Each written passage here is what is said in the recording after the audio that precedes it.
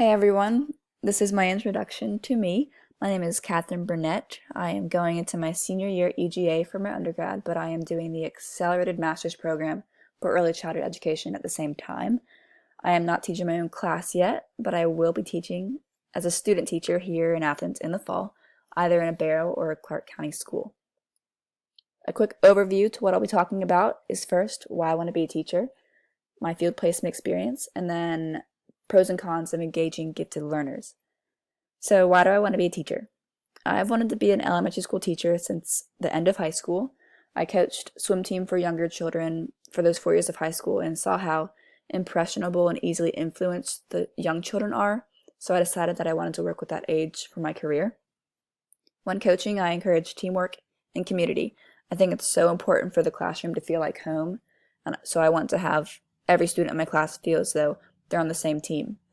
Also, while coaching, I focused on determination and persistence. So I want every one of my students to practice these traits as well, and even though I know it will look different for each student.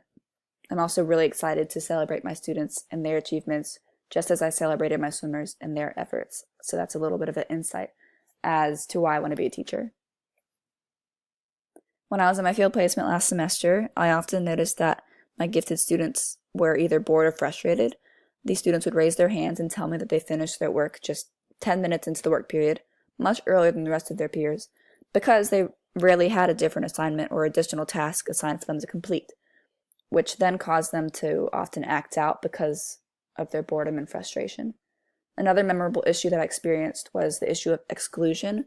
So a week towards the end of the school year, my mentor teacher pulled aside her gifted students in front of the class at the end of the day and explained to them how their homework was going to look a little different, which was basically just more advanced and challenging.